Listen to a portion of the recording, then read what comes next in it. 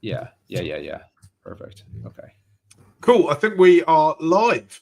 Awesome. Welcome to the Murali End. It's an end of day review. My name's Mark Machado. I'm joined by Dominic Machado.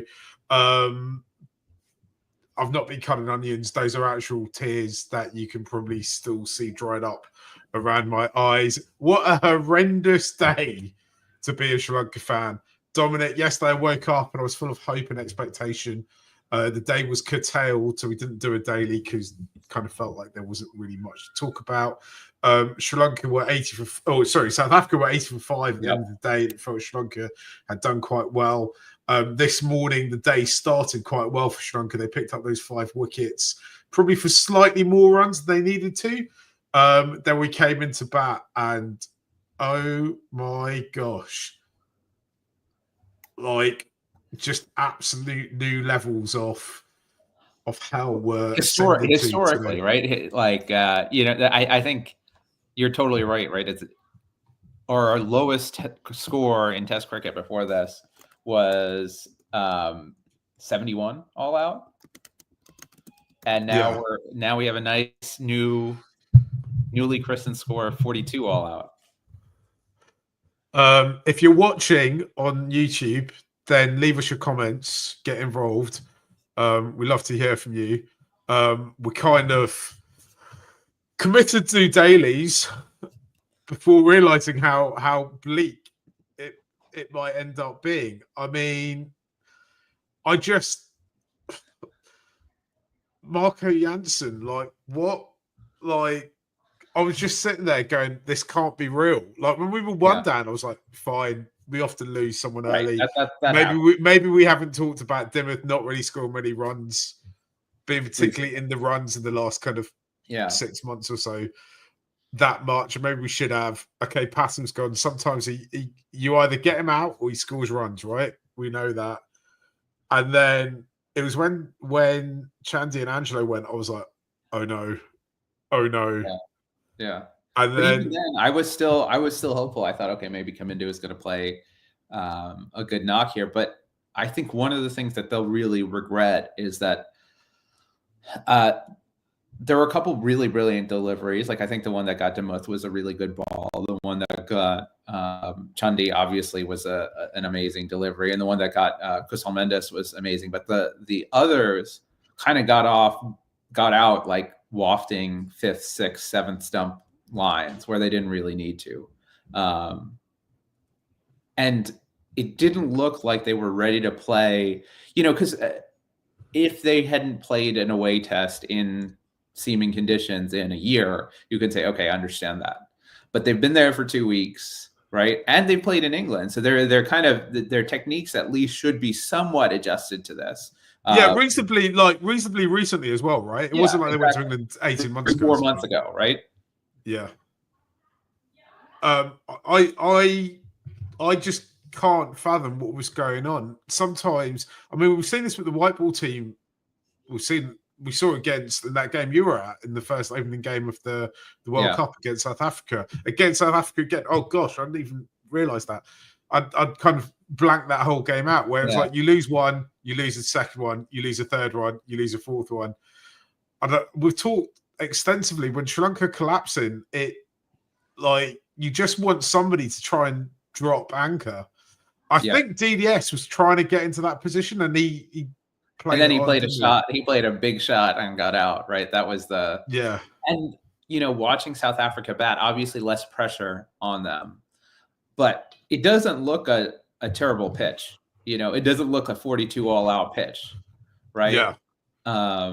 It looks like obviously there's some difficult balance and some early movement, but it's not absurd or like obscene or anything like that. And I wonder too, though, if this is something we're just not going to see more and more of. This was kind of the story of the same story that we had with the India-Australia match, right? India gets bundled out for not that much. And then Australia comes out and does even worse.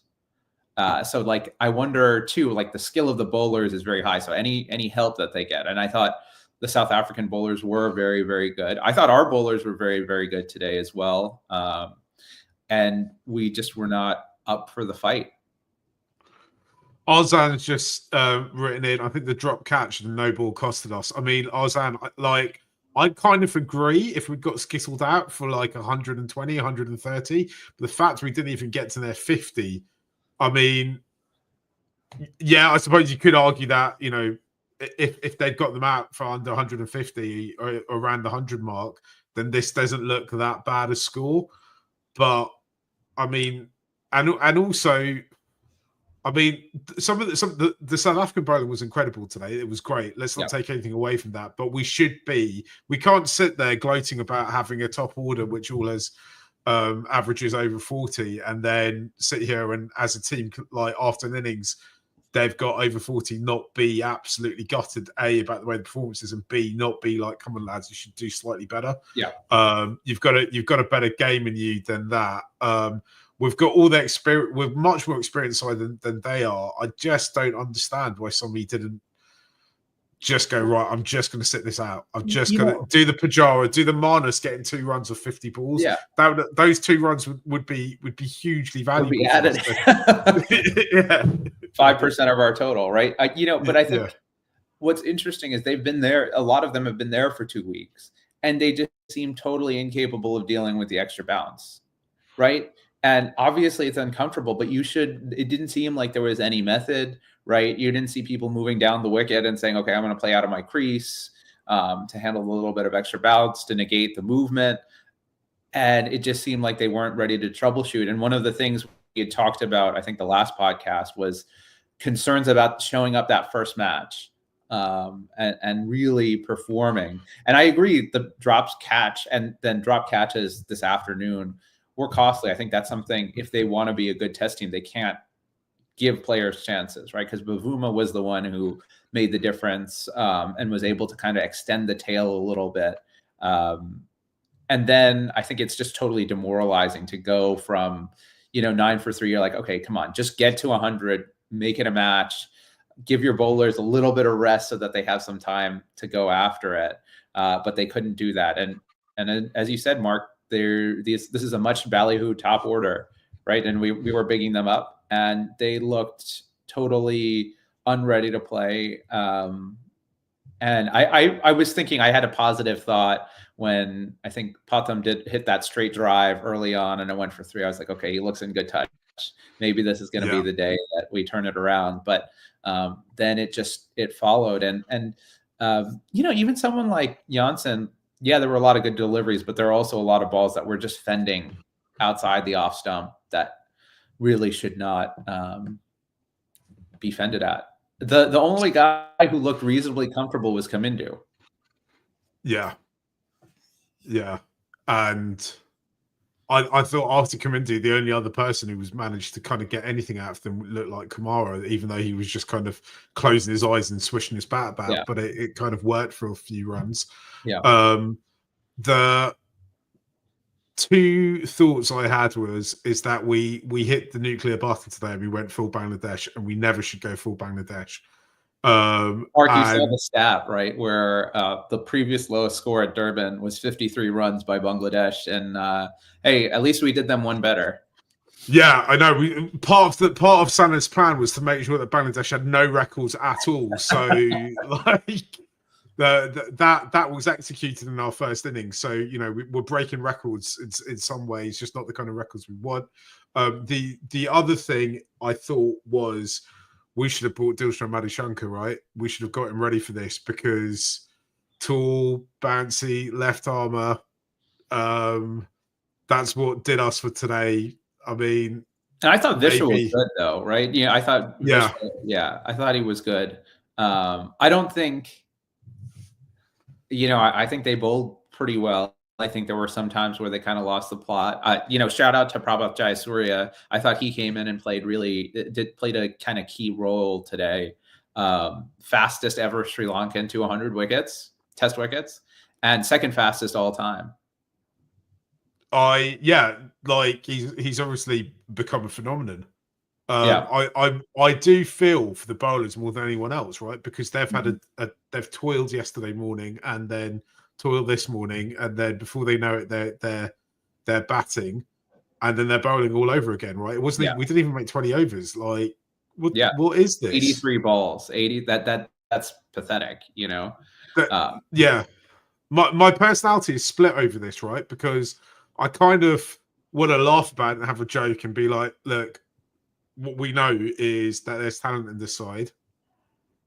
The equation doesn't change, right? Yeah. We still need, we basically need to come away from this series with one win, right?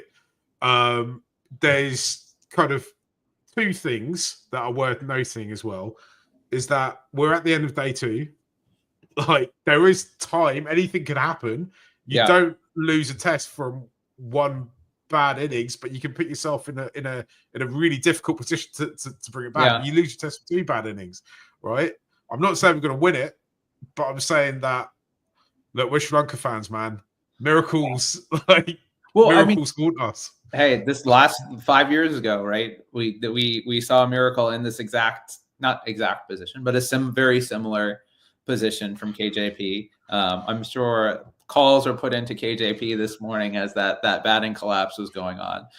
But more seriously, you just want to see them apply themselves and really dig in for that second innings and give themselves something to build on and remember when they go out to bat in Port Elizabeth next week, right? Even if the match is gone, you want them to see that that South Africa's bowlers are good. They're not, with the exception of Rabada, they're not unplayable. We should be able to at least put up a score of 200 against these guys, right? Yeah. I'm hesitant to say this, but I don't know what the tactics should be for tomorrow morning, right? Because when we bat, when we come into bat, and even when we're bowling at them, right? Because do you try and kind of angle it towards a situation where it's like we just need to drag this game out as long as possible? The longer we drag it out, the more likely we are to get some sort of non-loss, right? 3 days is a long time. That's real, yeah. I mean, is it gonna rain? I can't use weather apps. What is the for Durban? What is gonna happen? We'll while you're looking it up, the other aspect of my personality that really came out today is I went full uncle mode and I got really angry as well. I was like, what are we doing? We have done all the hard work to get ourselves into this position, to get ourselves in a position where people are starting to take our testing quite seriously, where we are in the chance of getting to the final. And then we go and spoil it all by just throwing our wickets away. And that wasn't us saying we love anyone, right? So yeah, I was really frustrated and I went full uncle and I don't know what you're meant to think, because look, obviously I'm around lots of England fans in London, right? And when they collapse, which I do all the time, or when they let an opposition team get 300 odd runs in a session after deciding to bowl, then they just kind of laugh about it, right? But I think Sri Lanka, we take cricket much more seriously. It's much more important for us. And I just don't know what the reaction is meant to be, because we had so much hope going into it. The thing we all wanted is them to start well. They actually did start well yesterday, and then it was the second act where it all fell apart. AJ's just messaging saying, I think the batters were complacent. As simple as that. We have this habit of collapsing in the first innings. I think AJ is correct. We do have that habit. But I mean, there's collapses and then there's collapses. I mean, a collapse implies that we built something. I don't think we didn't even lay a foundation today. We didn't even start digging. It's like we left the shovels at home. It was an implosion, and everything we've been building on, they kind of imploded on that innings. And I think, I think we had talked about how this was going to be a legacy defining series for the seniors. And I think how they pick themselves up after this innings is going to tell us a lot about them, right? Is this the end of the road for them, right? This could very well be, if it goes disastrously, the end of some careers for us. And that's sad to think about. But they still have a second innings to bat. It looks like it's going to rain on Sunday. So, maybe we drag it on tomorrow. oh, dare South Africa to declare and then just bat stubbornly. You know, I think this happened to us 5 years ago against New Zealand, where we got skittled out for not very much. Ended up batting in the 4th innings, and Angelo and Kusal Mendes both scored hundreds and fought them off for a day. It rained the 5th day, and we escaped with a draw. That's very wishful thinking, but you know, it's possible. If you are watching and listening to this, if you are a Sri Lanka fan, if you believe in any sort of higher being, of any sort of deity, or even if you believe in science, then I think it is time you ask those deities, those higher beings, or Charles Darwin to send us some rain. Yeah. I don't know what kind of relationship the current Sri Lanka government has with the Russian or Chinese government, but Russia and China, they can seed the sky. Maybe it's time that we kind of try and seed the skies above Durban to bring the rain for 3 Except days. when we're batting, because if there's too many clouds, you know, I think the one thing we should add is the wind. No, Dom, I'm just asking for total rain. I don't want any more cricket played for 3 days. Just total rain. Move the conversation on from Sri Lanka's but dramatic and traumatic collapse towards is Durban fit for cricket? Like Sri Lanka we've had our moments there. It's time to move on, draw a line underneath that. You know, what I want ideally to happen is, okay, we whatever happens in the South Africa innings happens. We start off like 108 for 0 or 120 for 1 with a couple good partnerships, and then it rains. So then we have that confidence, like, okay, see, we could have done it if we wanted to. Because I think leaving on 42 all out going into the next match that's not a good sign. We need some positive from the batters, or I think we've seen their confidence players, right? We when we're riding high, we do very well. So what's the most likely scenario here, right? The most likely scenario, I think, is that South Africa may get to about kind of somewhere between 250 and 300, or maybe just over 300. Yeah. And then either they're all out or declare or puts into bat again, possibly towards the end of tomorrow. And then Sri Lanka need to get 500 odd to kind of save the test, in South Africa 2 days to try and bowl us out. It's going to be tough. I think today is probably the biggest day of Sanith's time as in charge of Sri Lanka, right? You think so? Yeah, because in the first 2 tests, in fact, that whole England series, there wasn't really any expectation and pressure on it, right? And on top of all that, we're going into it with the narrative that we're kind of undercooked. Then the New Zealand test, if you're going to be honest about it, Sri Lanka beating non-continental teams at Gaul isn't really that big a deal. Like, it's as expected. Now he's come here. There's pressure on the side. There's the whole... People are going to be forensic about our preparation for getting into this, right? I've had a comment about Neil McKenzie. We'll get to that in a minute, because it's a very good comment. Yeah. People are going to be forensic about our preparations into it, right? And Sanith talked about he wants to create a mentality, he wants to create this culture, he wants to create standards. Today, when they were batting, I didn't see any mentality or any of the right kind of mentality. I didn't see any of the kind of high standards that they're meant to have. And I didn't see any of that kind of dig-in culture that we are kind of led to believe he wants to foster. He's talked about working with analysts and backroom staff to be able to prepare our team better than anyone. I mean, all of us, Dom, in your piece that you put out 2 days before this test started, you said, beware of the SL seamers. The South African seamers. Yeah. You said it was their bowlers where it was gonna. You picked out what to watch out for, and you know I love you dearly as my cousin, and I think you know me and you enjoy talking about cricket a lot. But you're not a full-time cricket analyst. No, surely someone could have picked this up. Yeah, exactly. Anyone, you are using data that is just available freely on the internet. Right? Exactly. I don't want to give your secrets away, right? If you could pick that up, then surely someone else could go, guys, we might have a problem here. Yeah. Or, hey, this is the length they're going to bowl because they bowl 50% of their balls in this position, because that data is all available for them. You know what I mean? And I think the thing that to me is frustrating is we've talked about going up the rankings, we've talked about pitches at home. Really, right? What's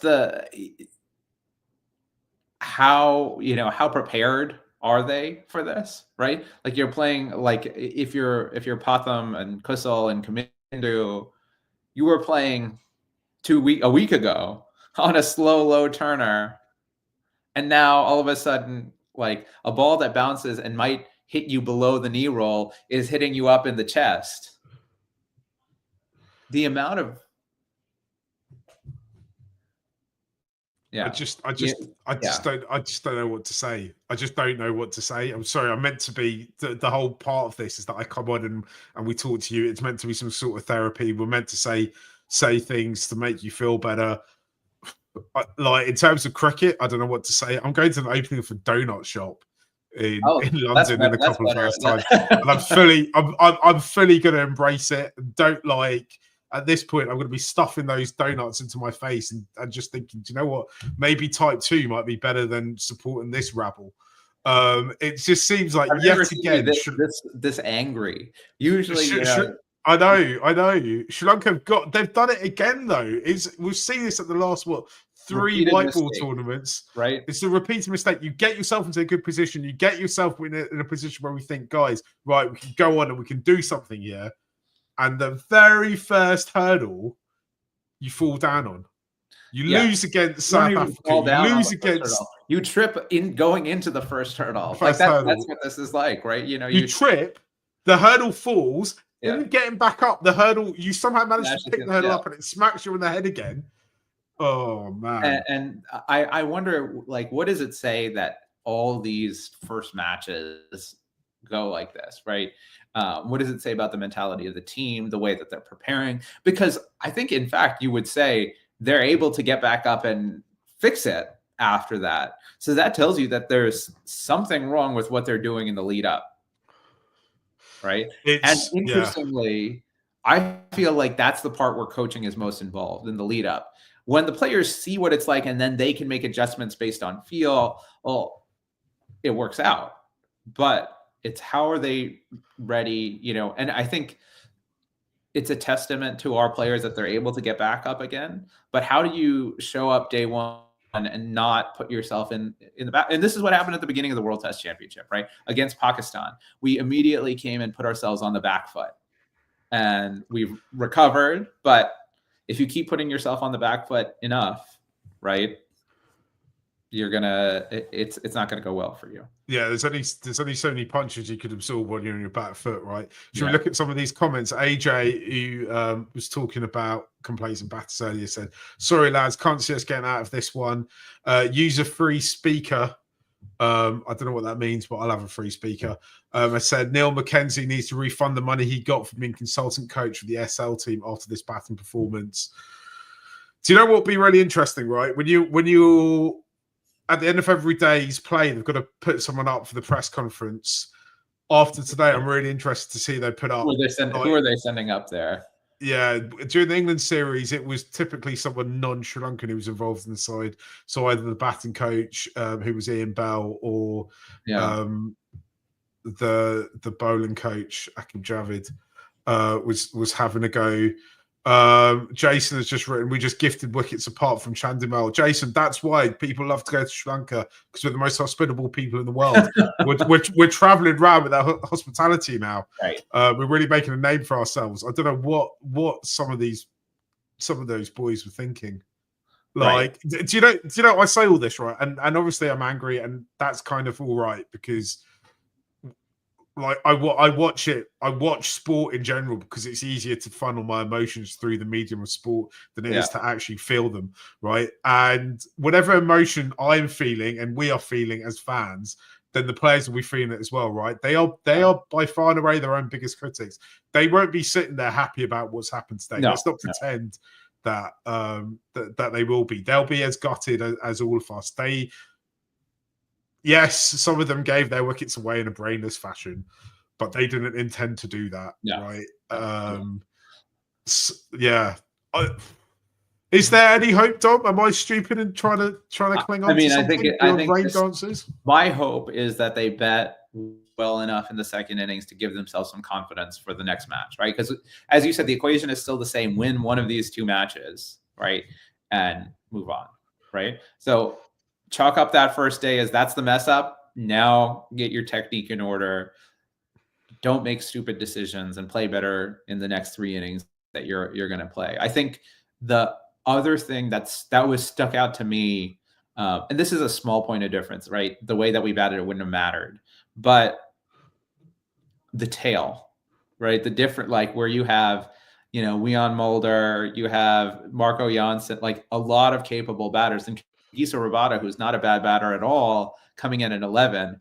Once Kusal Mendes got out, you're like, there's no, Prabha can kind of hold the bat, but 9, 10, 11 need work. And I know Sanath is working on that and has been working on that with the white ball bowlers, but it's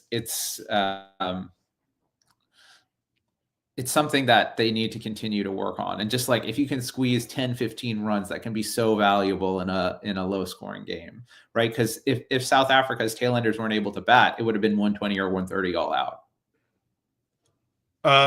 If you're watching and you've got any comments, leave your comments. We'll talk through them. At some point, I'll figure out how I can get people to come on the dailies with us and chat to us. That'd be amazing. I'd love to do that. Yeah. Especially on days like this when it's just kind of group therapy for all of us, right? There's no insight, right? We don't have any special insight today. Yeah.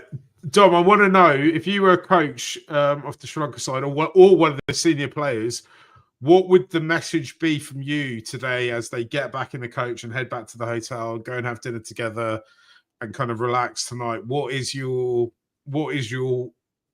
message tonight? And then what would you tell them tomorrow morning? I would say burn the tapes. Don't think about how you got out last time. Stick to, you haven't even been able to see if your plans are working.